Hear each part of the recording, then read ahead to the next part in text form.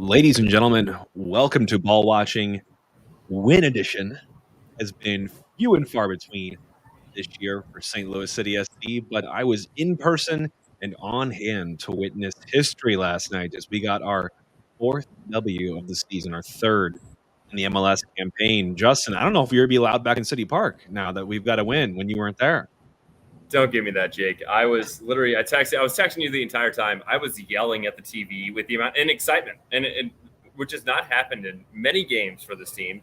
The Johnny Klein shot specifically, I know we'll get into it all, but that one had me off the couch yelling, Johnny! I thought he was putting it away. Hell of a tip save, but that was the best first half and best half I think this team has ever put together. Ooh, starting off hot. I love it. Well, let's get into it, Justin. We got a loaded show today. We got our full preview of Colorado coming up for Sunday and a recap of last night's match, and also just a couple quick things to get into before all of that. But I'd be remiss if we do not talk about it is July 4th. Happy 4th to all, and happy birthday to America.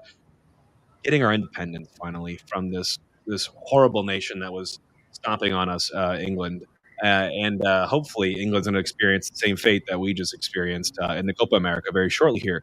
I'm predicting a loss for Switzerland. I think Switzerland's going to take them to the house. But we got taken to the cleaners before they did, and we got bounced out of our group in Copa America, which was a shock. I will save this for a time when we don't have so much to get through, but I am Berhalter out. We just did the Carnell out show, but I am Berhalter out. I've been Berhalter out since he was even brought back in. So it's nothing that's changed for me, but I think this was absolutely abysmal. We have no more World Cup qualifying for this cycle. We have no more big tournaments. All we have is friendlies and I think Nations League, and that's it. So we are struggling right now as a national team, and we got 2 years to get things back on track before playing home turf. Yeah, pretty downer of a 4th of July. Did you see Jurgen Klopp's Instagram, though? Yes. He's like talking about, he's like, the 4th of July, what a great time to talk about me being in the States. And like the man he's kind of just going along with it. And I absolutely love it. I think that would be an awesome signing for us, obviously. Klopp, just come to City. Why even debate going to the national team? But guess what? Maybe you don't need him. We got HackWORTH.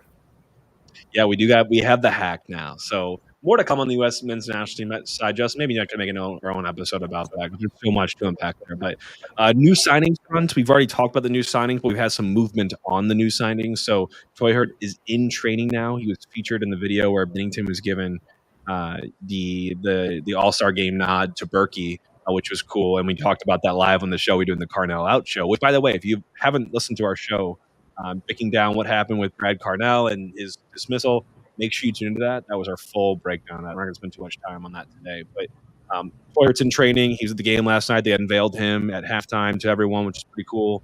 And then Hartel, obviously, was formally announced by the club, both of whom you'd expect to be hopefully getting reared up and ready to go, to start around mid to late July. I'm thinking just from a business perspective, I anticipate both of their debuts to be in Leagues Cup, try to drum some more interest around League Cup. Yeah, I think that's completely fair. And I will say, I'm so excited about the Hartel signing. I think it's going to be a much-needed uplift for this team and guys that we're looking forward to when you look at him, Toyhurt, Alm possibly coming back. We've already talked about that probably the last time we've seen Josh Yaro when you talk about signing Wenzel, and then we also have Nilsson, and then we have Gerwig Wright coming in. So a lot of changes upcoming and exciting changes for the team. I think this has been quite a topsy-turvy past couple weeks for the team with injuries and now transfers, selling everybody, and now we have Carnell out. But now we're looking forward, Jake, and it's starting to get a little bit more exciting, especially after having such a great game last night. Fully agree.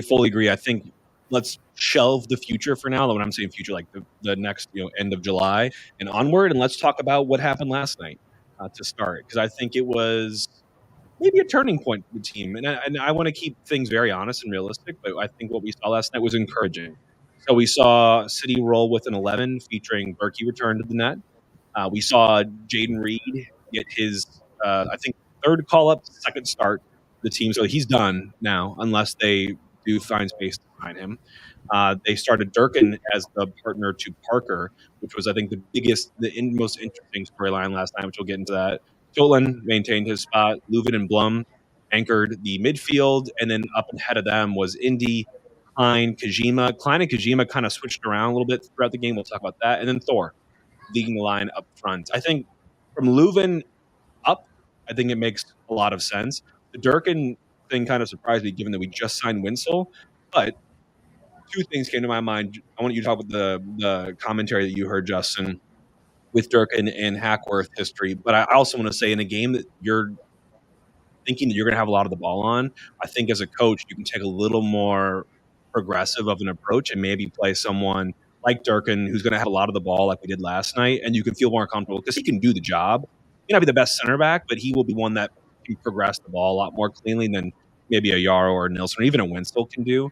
So I think taking that risk is okay when you know that you're facing competition that's going to step back. I thought it was I was shocked by it. I'm like, what is going on with this? But then when you take a step back and think about it, Jake, the man is just an aerial threat. He will win every ball in the air. He's also a great one-on-one defender. And I also think just giving him, like you said, a little bit more time when he has the ball at his feet, as opposed to like if he has his back to going forward and he's getting it from center back, it's harder for him to do those quick shifty moves where you see like a Kojima up top, him facing everybody in front. The man can ping.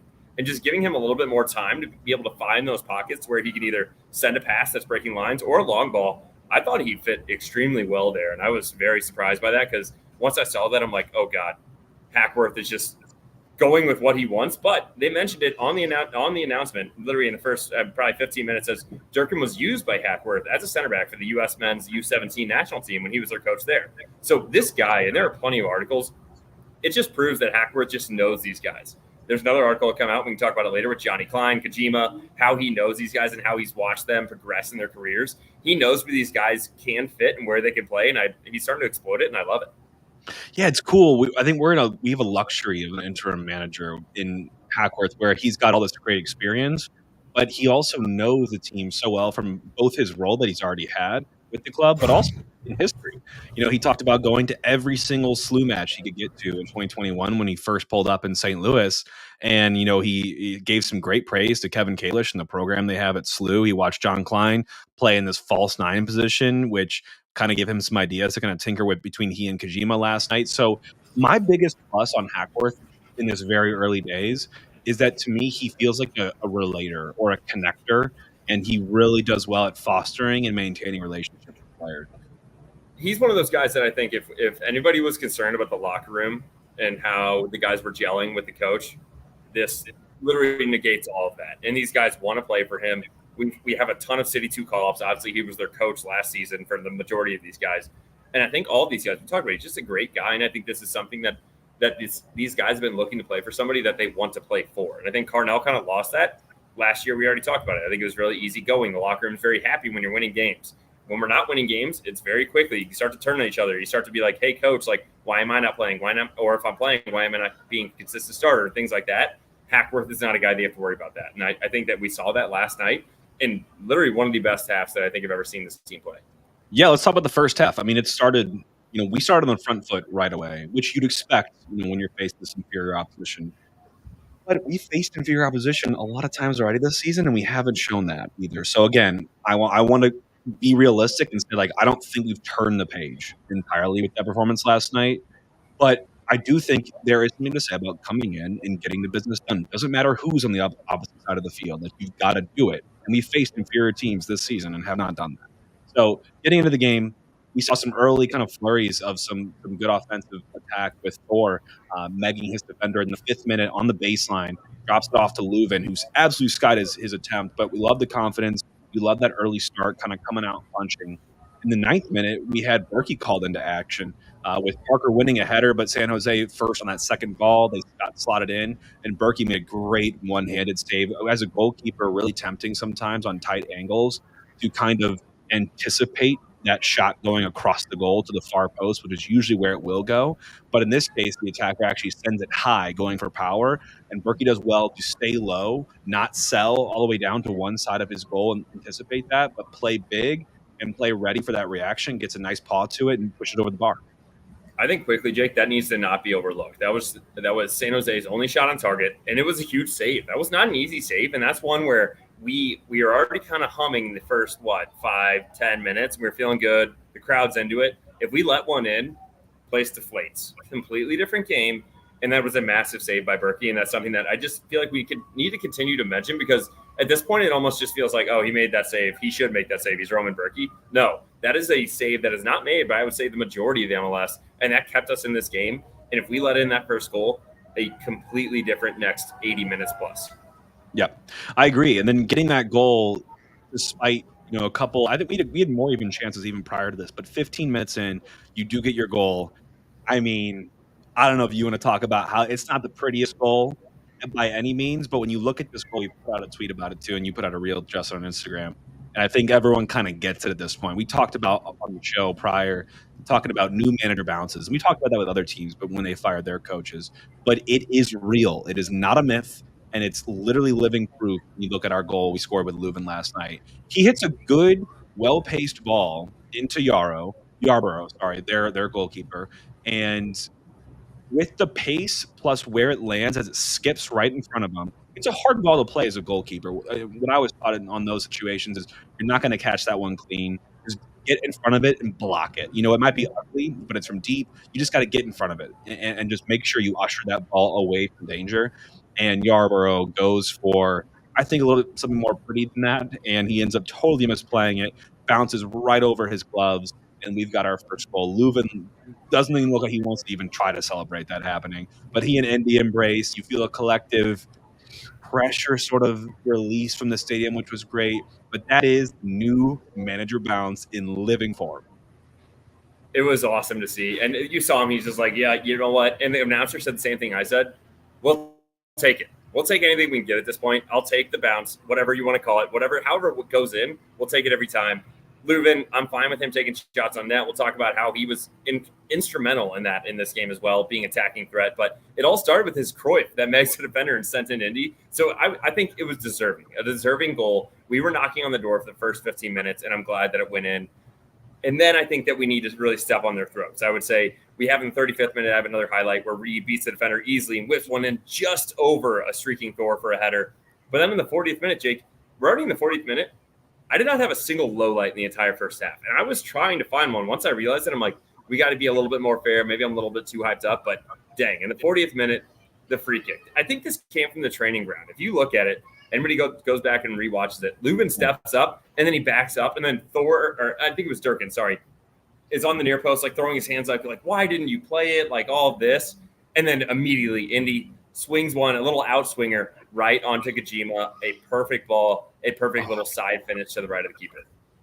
That ball had no right being as quality as it was. I mean, Indy, second assist of the game, I mean, just fizzes one in. And they did say in the post-game press conference, I think HackWORTH gave credit to Alex Slanger, the goalkeeper coach, saying that this set piece came straight from him. They must have practiced it recently and got it done. I love the deception followed by the quality of the ball. I mean, that you can't practice, right? You can practice that, but in the game state, it's totally different to deliver on that. And then for Kojima, just to get that foot on it, just nod it, keep the pace with it. You don't need to swing at this thing, just nod it on goal. I mean, Yarborough had no chance at that one. And you're up 2-0, heading into halftime. There was chances even right after that. I had one in the 45th minute, a big one, where the ball into Thor, took it down, took on some defenders, got some space, tried to get off his attempt and chipped the keeper, but it got just nicked as he was trying to get that chip on, and the defender cleared it in the 6-yard box. But dare I say that if that game goes into 3-0 and it's halftime, I think it's done and dusted. And I would have liked to have seen us do that. It's a little bit painful to look back on it because there was some more life to San Jose in the second half, but first half was, I mean, strangulation on City's part. Yeah, I would like to see us put a third away. It didn't need to be at halftime. I'm fine with going up 2-0. I thought it was an extremely strong half. Like I said, I think it's the best half that we've ever played. We had 2 goals, tons of chances. Berkey with the massive save, keeping us in it, and just felt very good. I feel like, and you were there, Jake, I feel like the atmosphere was incredible. When you have the skydivers coming in, dropping the balls off, we had red, white, and blue everywhere, big 4th of July celebration. Grasskeeper had been just looking through his eyes. Like, these guys are just wiping their heels and their butts 30 yards across the field as they land. The guy's like, are you kidding me? I literally worked for weeks for this, and we're just going to let some guy drop out of a plane and ruin that. But getting into the second half, I have a 50-second minute little for me. It was good for Totland. If you look at the back line on this one, the back line, I think it was Parker and Durkin, they were in line together. Totland was a little bit behind them, He realizes it, but just a little late. He steps up and then does like a leaning toe to like, oh, I'm going to get this guy off sides. And they barely just get San Jose off sides. He needs to be a little tighter there. I think Tolan's been doing a great job so far. We haven't had a whole lot of highlights or lowlights specifically on his defense, but that one, you got to be tighter. You can't bring in, he's literally just like, you're already here, and then you put your feet 2 feet to your right, and you lean to try to get this guy off sides. I would like to see him be a little bit tighter there, because if we give up on the goal in the 52nd minute, again, the game is blown wide open. No, I would agree. I think last night was one of the quieter performances, and that's not a bad thing from him, but I don't really remember much of anything that I saw from him last night. I think he was steady. He was, I think, a little bit freed when you know you have ball playing center back like Parker and Durkin to kind of move forward a little bit.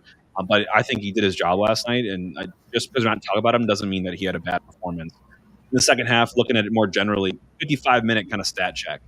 Thor had 6 shots, Leuven had 3, and we had 16 already, just a couple of minutes into the second half. So you can tell how this game was going. I will say, second half, everyone kind of tapped the brakes, both sides. I mean, San Jose kind of came out of the shell a little bit, but for us, all of our XG and all of our, I'd say, real thorough chances came in the first half with a couple kind of flurries in the second half. We definitely could have extended the lead, one of them being a big sub, Justin. I know we're going to talk about subs a little bit here, but Sam comes back to earth.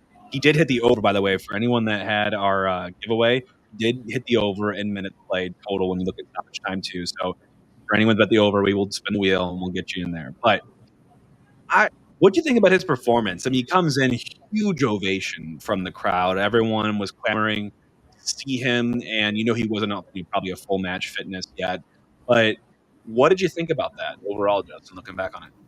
So quickly, 64th minute. I'm happy for the fact that I don't think Carnell has ever made a sub before the 70th minute. So I'm okay with HackWORTH. Actually, I'm happy that HackWORTH is starting to think about that a little bit earlier on, because especially from a forward perspective, I don't think you can really change the game if you get in the 75th and you have 15 minutes plus stoppage. I just don't think that's fair. Putting him in the 64th, usually good. In this game, I don't get why we did it, because in my opinion, I thought Thor was playing incredibly well. The only thing he was missing was the final touch to score a goal. And I think if he sees one go through, that is an extreme confidence booster again for him. So I really would have wished Thor would have stayed on. Like you already said, he had 6 shots through 55 minutes. As a team, we had 16. We were humming.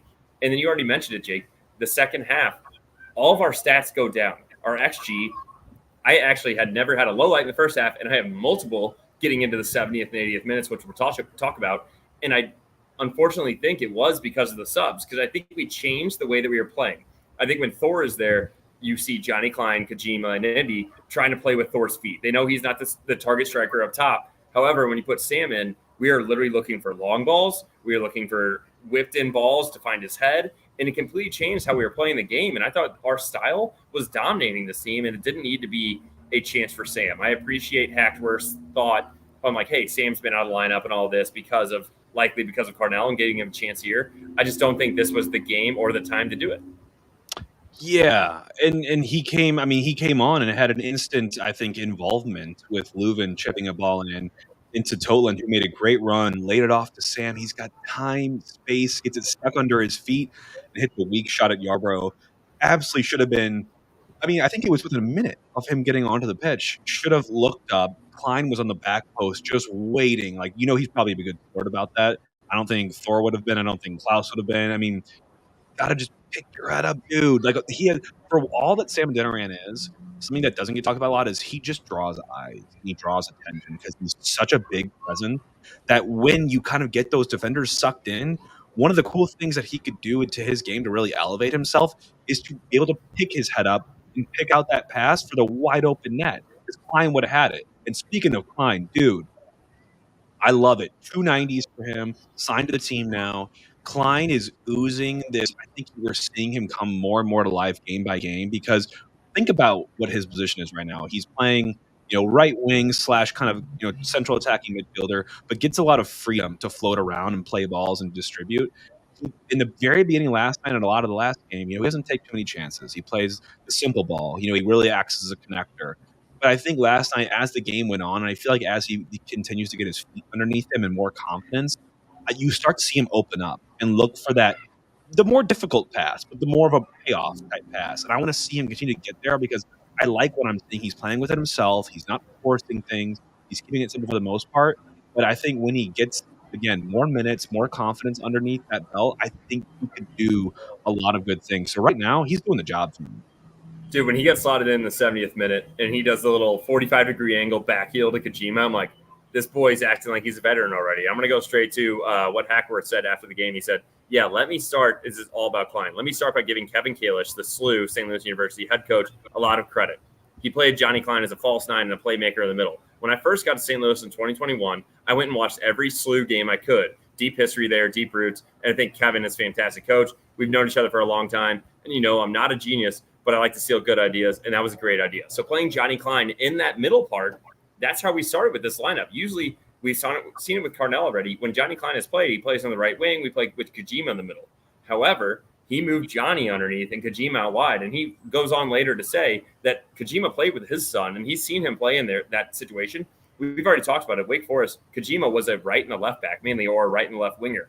That man is very shifty in the middle, but he is very comfortable on the wings, and it was great to see that little tweak that was made by HackWORTH to even start the game. Absolutely loved it, and Johnny Klein is killing it. And I want to draw one more bit on that, too, because I like what you're saying, because hindsight's 2020, don't get me wrong. But those types of tweaks and the ability to insert a little bit more fluidity into the team and in some of these player profiles and the positionings that they go into typically, that's the kind of stuff I didn't see as much during Cardinals' reign. And to see Hack, pay that off with all of the work that he does off the field to analyze these players, how well he knows them, going to local programs like SLU to analyze talent and just pick up little things. That, to me, when you're a student of the game and you're still a guy like John HackWORTH who has decades of experience at this point underneath your belt, but you're still humble enough to acknowledge that you're still learning and there's still things that you can bring into your kind of mindset as a coach. I love that. Like, oh, crack a needle and stick it in my veins. Like, that is the attitude that I want every player and every coach to have. Like, you're never the final product. And I loved that tweak last night, and you see it pay off because Klein's not speedy. He's got good pace, but he's not Kojima. Kojima can make those runs in behind. He has great running ability. He knows where to be for that ball, and Klein can find it. HackWORTH is a guy that does his homework, and he's still hungry to do it. I'm gonna finish out the quote, and he said, at the same time, I've known Jose a long time. He came from IMG Academy, where he played with my younger son, who plays for City 2.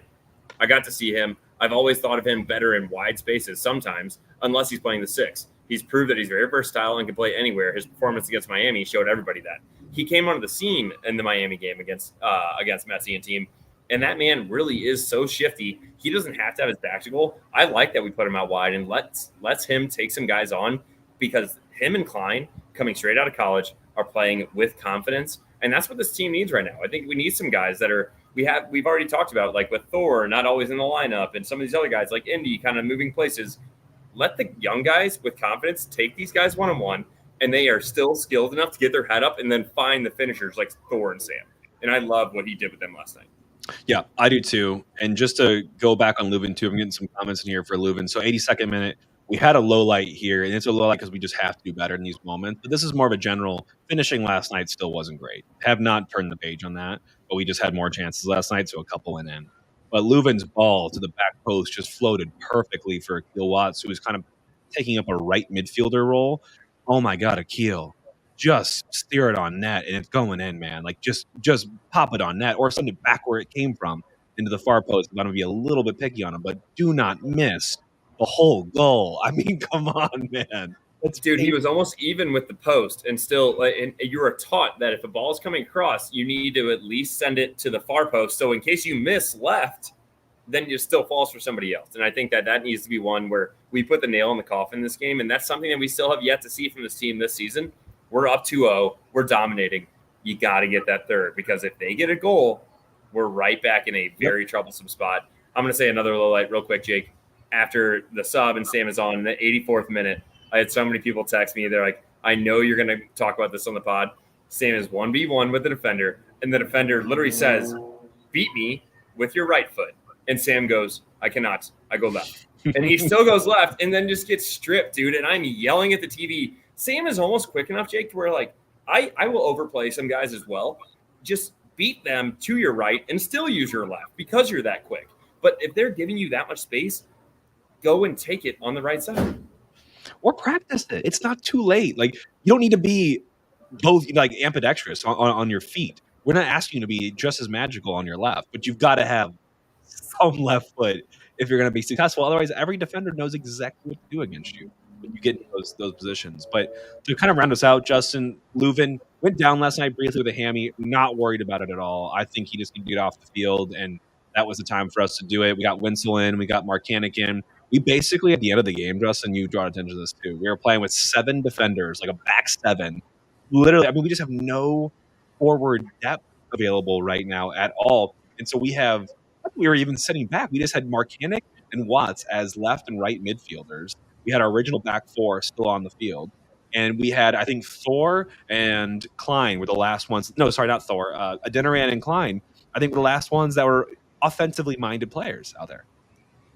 That's the one thing. If I'm gonna knock HackWORTH for anything in this game, I didn't like how much I understand he's trying to get his first win and get points while we're at home and close it down, but that completely changed the game. Like when he subbed in, Leuven goes down with a hammy, subbed in Wenzel, Marcanic on for Indy. With those 7 defenders, we have Reed, Parker, Durkin. Those are the starters. Then he added in Wenzel, Nowinski, Watts, and Marcanic. I thought that we were playing fine. And I understand people are like, oh, it's their legs. We got to play again Sunday. These are professionals. These guys, this is the 85th minute. I don't care about the legs. These guys are fine. They can get through the end of the game. I understand maybe Thor, if you take him out early, you're going to preserve him, whatever. He was playing fine. I don't care about the legs. Make sure we're getting this up. And I don't appreciate putting in 7 defenders when we're up 2-0 because it's a Greg thing for me, Jake. I put it in here. I think that's some Greg Berhalter stuff.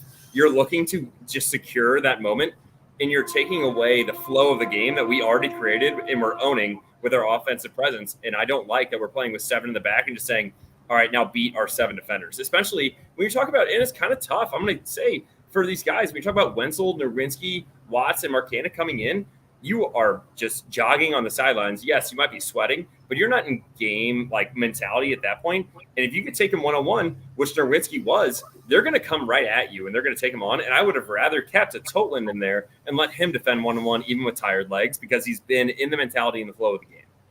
I hear you. I mean, and also people are going to pull up the rest. You got to get him rest. I mean, the only guy that got any rest was Thor. I mean, Kojima got 10 minutes of rest. But, I mean, otherwise, those guys got like 5, 6, 7, 8 minutes, which is like, why even give them that? I mean, that's basically nothing. So, again, I'm with you on that. And I think if you're going to call the rest bit, I mean, then you got to do those subs earlier. And I still like how I think we could have kept more of those guys on, but we'll see if that pays off on Sunday. The last thing I will say, and if I thought it may be a thing by HackWORTH to try to waste a little time, obviously when you make a sub, then I don't think the ref's always adding that to the additional time. He put both Wenzel and Marcanic in the same subbing period. We had an additional one that we could have used that 4 minutes later in the 89th, and let's try to kill this game off. I just didn't really appreciate how much we went defensive in this game, only being up 2-0. So my thoughts. Hear ya. Well, heart and soul the team. Predictions, Graham's review, and final thoughts before getting to Colorado preview. Heart and soul the team last night for me was Indy. For anyone that watched the post-game press conference, he was brutally honest, very forthcoming about how hard this week and that night had been on him. Obviously, a guy that had developed a good relationship with Carnell. I mean, Carnell gave him a shot, right? I mean, in Miami was not. He was a once away there, and he's played in I think every single match that this team has ever played. I think he's the only guy to do that for St. Louis City. So obviously wears the crest, like a true professional. But on the stat side, 0.88 expected assists, 2 actual assists, 4 chances created. Probably should have had a goal or 2 himself. He just had this presence that he carried himself with last night that I just loved. And I think then he backed it up in the press conference as well. Just a really good leader. Usually you see like jokey Indy, but last night it was different. Last night it felt personal to him. And I think he even gave some credit. He's like, I feel like that helped me play with that poise is just how much we've been through even in this last couple of days. I would agree. I thought Indy played an incredible game, and at this point, Jake, he's kind of a veteran for this team. You look about the guy and all the guys coming in, like you can say Hartel and Toyer, and now we have Johnny Klein, Kojima. Like Indy has played more minutes for this team than the majority of the players, and I think that he needs to start stepping up as a leader. And I think he did that game. I think he, with the 2 assists, he had that curling free kick that just went wide. I also think that he just plays better with guys that are just creative. When you think about Klein, Kojima, he played in Thor, guys that he can bounce the ball off of, and it's just like 1, 2, 3, ping, ping, ping, up, back, through. And I think he plays a lot better game than that. My heart and soul juice of the game is Johnny Klein. SLU grad, full 90 minutes, 2 shots on goal, 3 total shots. His XG plus XA, so expected goals plus expected assists, of a .61. That seems like one of the highest that we've had in the season for someone on the team. He was creative. He was exciting on the ball. I don't think he really made any mistakes. He took guys on when he needed to. He also pulled it out when he needed to and recirculated it. I thought Johnny Klein absolutely killed the game there. And stats back that up too. Even if you look at goals added last night, Thor was far and away the biggest contributor for us. And then second is Klein, followed by Lubin. So, I mean, Klein did a lot of great, I'd say, dirty work and just progressing the ball and just keeping us moving upfield as well. And, dude, that left-footed shot, the perfect angle from TV, that the defender assumes he's going to shoot with his right. He cuts back to his left, tip saved by Yarborough. That's when I jumped out of my chair in excitement. I thought Johnny Klein was about to score a banger, side netting inside the post. He is my heart and soul juice of the game. Go to souljuice.com, use code BALLWATCHING for 20% off. Go to Schnucks, Deavers, On the Run, anywhere in St. Louis. Go get Soul Juice. It's hot outside.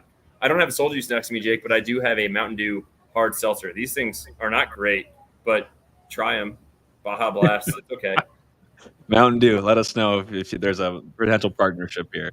But final thoughts before we go into the preview, Justin. I loved, again, Hack's press conference. Talked about having some teams in these moments happen with the big firing or dismissal can divide off into cliques or groups. And I like that he mentioned that because that, to me, validates the fact that we might have been feeling like there was that in the locker room. Except that this team really pulled together, which you obviously saw last night. Berkey went a little bit harsher into the team, said it reminded the team after Carnell was dismissed that this is a result directly of them failing over and over again to get results. So I think kind of making sure the players, while it was Carnell's head that rolled, that everyone in that locker room takes responsibility for that, at least to some level. So I like that, accountability there. I liked Hack's, mentioning of this team needs to relearn how to win and kill games. I mean, for sure, man, you're hitting the nail on the head for me. And the last thing I want to say is, game was fun. We won, great, but this is not fixed. This is a good win to get done. San Jose was the worst team I think I've ever seen in a live professional soccer match. They did not care at all. They were even down 2-0. But again, you've got to come in, do the business, get 3 points, and get out. We talked about it, Jake. We got to take care of the teams we need to take care of. And I felt like on this one, this was finally a game where we didn't play equivalent to where our opponent is in the standings. I thought that we were a better team, and we showed it, and we did it there. In our predictions, you had a 4-1 dub. We got the dub. I had a 3-0 dub, pretty close to the 2-0. Your bets of both teams to score in City Moneyline, plus 165. San Jose didn't have a chance in the entire game, Jake. Thank God for Roman Berkey. But your boy's getting hot with the City Moneyline, the City over 1.5, minus 125. Also, the City refs tags us, and we put it on our story. They had City Moneyline, the over 6.5 corners, and the over 2.5 corners for City at plus 104. And they said, too easy, get us on the next bet. We're cashing bets every time. We'll take all the DMs. If anybody has ideas, send them to us. We are very open to that. I just absolutely smashed the over in the women's and the men's hot dog eating contest today. We bet it all. Just DM us. Anybody wants to take their thoughts, we will happily post them and take them into consideration. So quick standings check. Got a comment in here from Steven. Do you think STL is in the playoff picture now? Not yet. Not yet. But if you look at the points, we are at now 22. And Austin's at 27. They're one spot ahead of us, but both of us are still on the outside looking in. Seattle is in that final spot right now in the wild card with 28. So we're 6 points out of the playoffs. Seattle and us are even on games played, but 6 points is a gap that you can make up in the next 3-4 games if you just get a couple of wins in there and Seattle doesn't pick up all those points. And Minnesota, Houston, Portland are all at 29 and 30, and then 31 even respectively. So between fourth, which is 31 points right now, and ninth, there is a 3-point difference. So again, this is far from over, like so far from over right now. There's a home field playoff spot for one. So it's on this team to now take this, get momentum, and start rolling. I think Colorado will be a good test, a really good test for us to see how serious we are about this. So let's break into Colorado, Justin. Yeah, Jake, and I'm going to quickly do the magic number calc while we're live here, and I'll pull it up at the end here. But I mean, Colorado, we can quickly do a little preview for these guys. But what did we just play them 4 matches ago, I believe? So the preview this season, we had a 3-0 loss at home just 4 games ago now. Mihalovic hat trick. If you don't remember it, this one was vivid in my mind. The 9th minute, the long throw bounces in the 6th. Berkey kind of backs up. It's tough. We got to win that head ball regardless. Easy finish for him. 60th minute. Berkey tries to get us out on a quick counter. Incredible first touch by Mihalovic on the outside of his right foot. Curler to finish it while Berkey's trying to backpedal. That's 60th minute. And then in the 90th plus 5, Watts gives up a PK. Tired legs. Leaves his leg out there. Easy PK call. Slots it home. We lose 3-0. Yeah, something to forget. I think if there was, we talk about straws that broke the camel's back. I think that was one of them. One of those matches was just ugly in terms of how we conceded. But Colorado, since then, they've been doing okay. They're sitting 5th right now. So they're the first away spots in the playoffs. But again, they're on 31 points. So it's not like they're flying either. They're 9 points ahead of us, which we know that's a gap that you can make up. So they're 9-8-4. 5-2-2 at home, which is something you want to recognize, obviously, given that's where we're heading to play them over to the Rocky Mountain side. And this is a team now that's sitting at, what do we have for Colorado? 38 goals for, 35 against. So they're having a +3 goal differential, which is nice. They've got some. They feel to me a little bit like a Jekyll and Hyde. You don't know all the times with Colorado, and we're actually going to hit the sour spot here, where I think Mihailovic is going to go to the Olympics with the U.S., but that's not going to happen before we play them. He is the lifeblood of this team. Between him, he's 25 years old right now. He's already well into double digits in goals and assists this season. He's got some of the best XG in the MLS at 21. He's number 8 in expected assisted goals, number 6 in passes into the 18, number 2 in corner kicks. So he's kind of their set piece master and kind of the guy that dictates their chance creation. Rafael Navarro is a striker for them, who is the one kind of putting away most of the goals. He does have a bunch of PKs to his name right now, but 11 goals is impressive nonetheless. Also doing well in the XG department, 7 right now in the MLS. Number 4 in blocks as well, so he can contribute on the defensive side. Can also dribble. He's number 10 in successful take-ons. So between those two, and then finally Cole Bassett is another player to keep an eye on with them. He's a guy that's just about to hit double digits in goals and assists, a great winger, and a great creator as well. Number 3 in passes into the final third. Remember, Klaus just decked him with a stray elbow in our first match. Number 4 in progressive passes as well. So this is a guy that can both carry the ball and progress it, or also make that incisive pass. So between those 3 players, those are the ones that I, as a fan and as someone that's now going up against them, will keep the closest eye on. Otherwise, I think Colorado is a very beatable team, despite where they are in the standings. Yeah, absolutely. And I will say, I mean, we always talk about it. There's a guy that's fallen from grace a little bit, but they have a goalkeeper in Zach Steffen, 29-year-old, former U.S. men's national team keeper, 29 caps for us. I talked about it, Jake, with a couple different friends during the Copa America.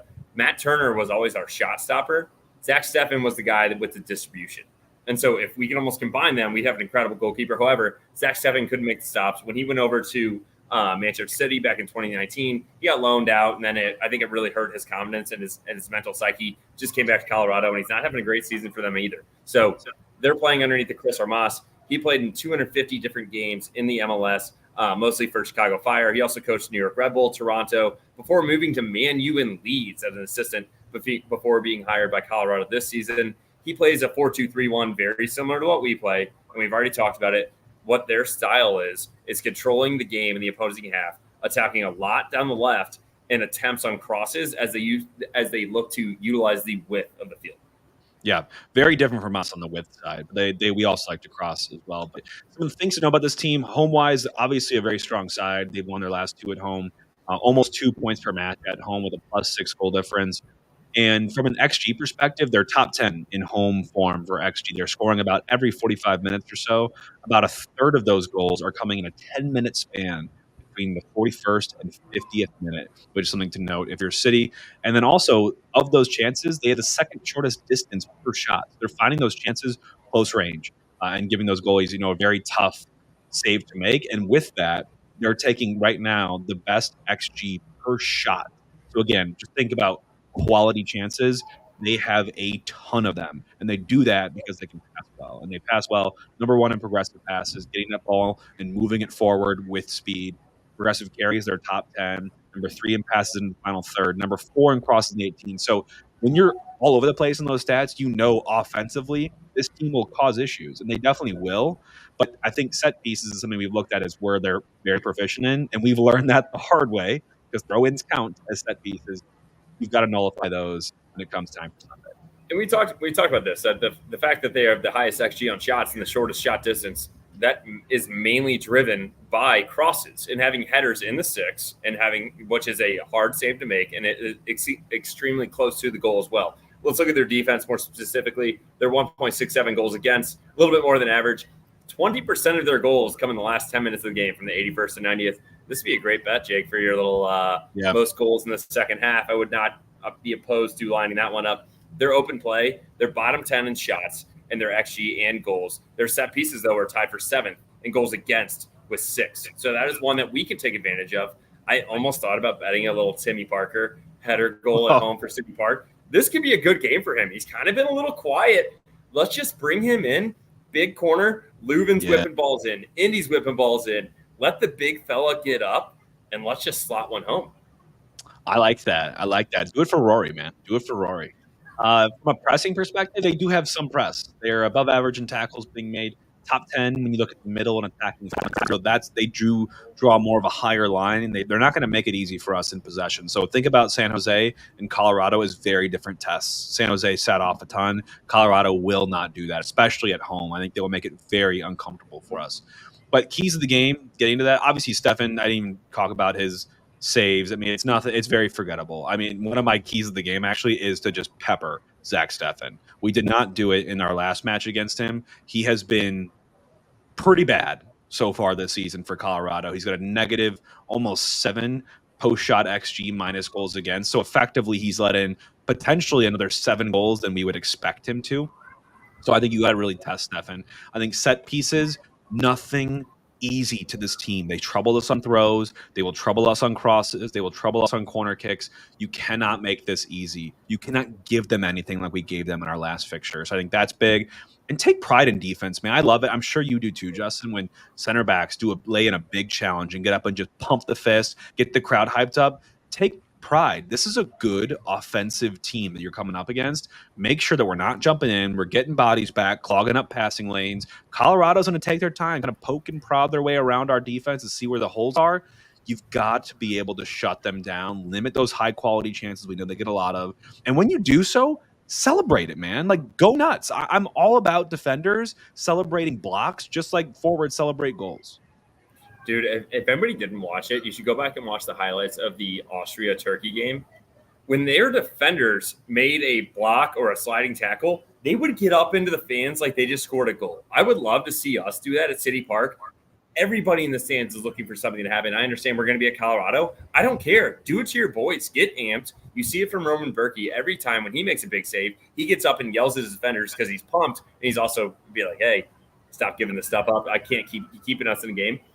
Use that energy and keep it internal with the guys. I think it's huge for us. It's just because you score a goal doesn't mean that's the only time we celebrate this game. You make a huge sliding tackle, a huge block, just get as amped as Tim Parker, this guy's energy, and just bring it to the team. These young guys like Johnny Klein, Kojima, even Indy, Thor, they will feed off of that energy if it's coming from a veteran like Tim Parker. And I would love to see us literally just accentuate that a little bit further. Yeah, no, I'm all about it. All about it. Final key of the game, you got to score more than the other team, and you've got to score early. I think we've scored early the last 2 games, very early. I think to have a chance to win this game, I think you're going to have to do it early, or at least start it early. Come out, sock them in the face, make them play behind, and make it really hard to be broken down, and then try to add on when you get your chances here and there. So I think that's, for me, how we go out and win this game. But who will be donning the, I guess, what would you call it, the white, silver, whatever you want to call it, for our away kit, Justin? We're going to talk about it now when the Hoffman brothers predicted starting 11.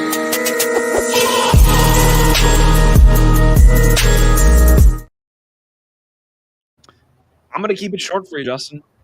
The only thing that I see changing here is left back, and that assumes that Reed is not signed to a first-team contract. In the meantime, which could happen, we will see on that. If he does, he comes right back, and I think we roll out the exact same 11.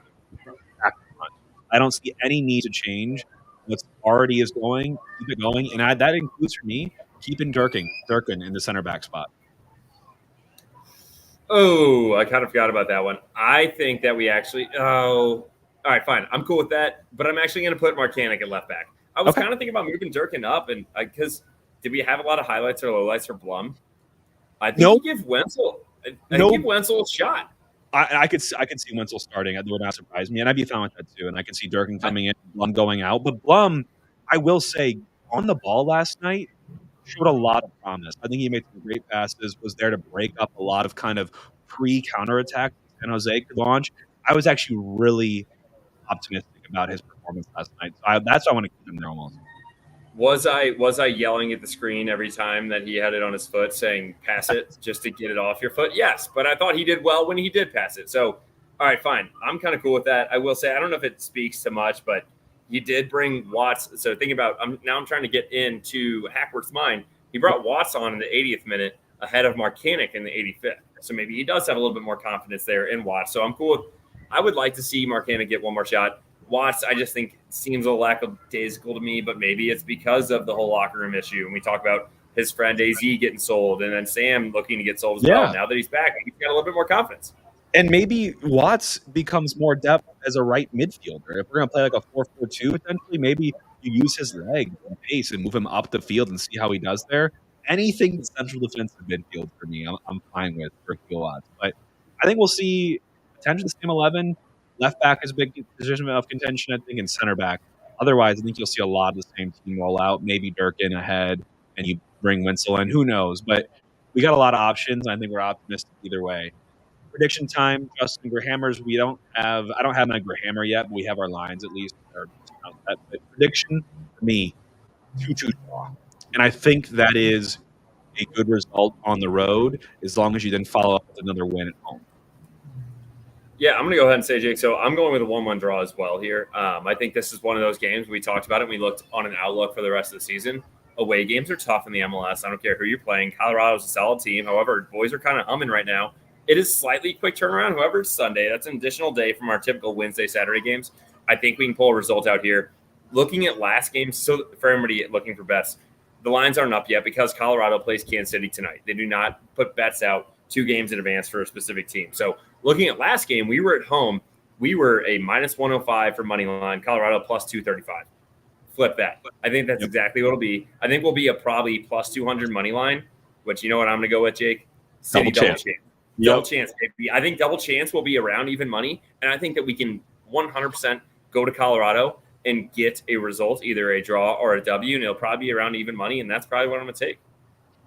I like that. And I would even be tempted, just because I got to make up some ground on you. We're close now on the bets. I might take some of the juice and do a draw no bet as well, and see if I can get in on some of that money line action if it does happen. But an away win at Colorado, I think, signals to all involved that this team is back and we are not messing around, because that would be 2 wins in a row, something I don't think we've done this season, and one on the road for a team that's in the upper echelon of the Western Conference right now, even though it is tight where we are. So I think that, to me, is that blowhorn to say these boys are not screwing around. Watch out, because we're going to play every game like it's our last. All right, Jake. Now I'm going to bring us into the quickly put together magic number for you boys. It's actually kind of a little bit more surprising and kind of not in a good way. So quickly, Jake and I have always talked about, for anybody listening, as if you can't see this, the magic number I would say typically in the MLS is 44 or 45 points. That was last year when you look at to get into the wild card game. You can see us down here currently in 11th in the West. Now, the magic number, so we currently have 22 points with 21 games played. This takes into all consideration for everybody that's new to this. Games played, it's a calculation, it's formula driven. Don't steal my formulas. The rest of the season, I would say for us to get the 9th spot and just to sneak into the playoffs, we would need 24 more points, which would technically, right as of right now, Jake, would be 46 total points. So it seems like the West, it may be a little point above what we're going for. If we're looking to get in the 7th spot, which would be get into the playoffs and not have to be in the wild card, we would need 28 more points, which would get us at 50 total points. And if we want to get top 4 in the MLS and have the, which would be home field advantage, I think we're already kind of bowing out of that. Yeah. We would need 32 points out of our last games, and we have 13 games left. We would basically have to win 10 of those and tie 2. So very unlikely. I think this one is almost out of reach for us.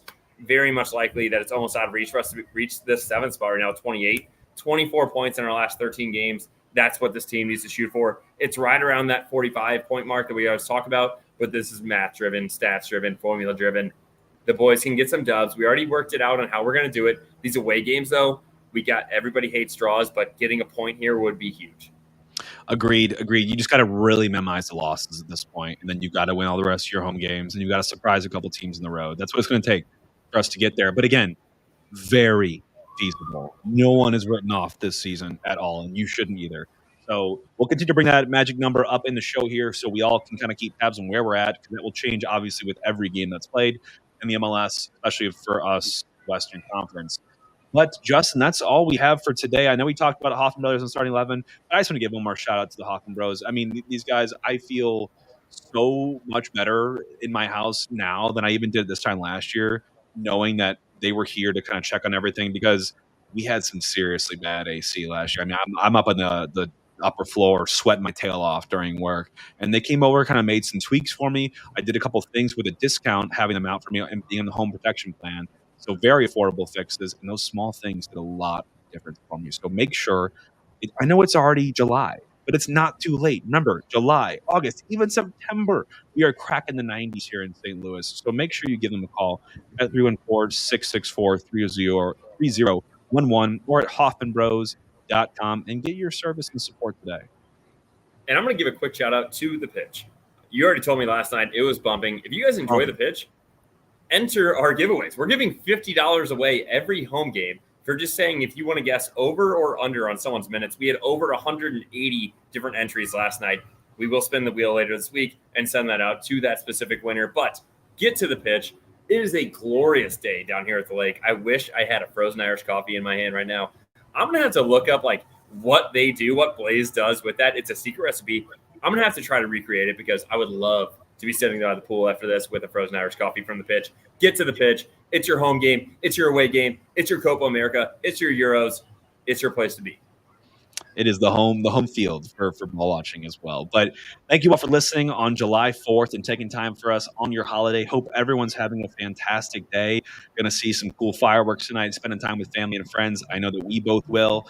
We'll be back with you all maybe on Monday, I would say, for the recap, given this is a Sunday game. And we'll be breaking that one down, and hopefully can take a little bit of a break for the week. Now we're not doing 2 games this week. It's been a hell of a summer so far. But this is our 41st episode, and we're going to keep turning and burning for you all. So thanks for tuning in. Thanks for listening, guys.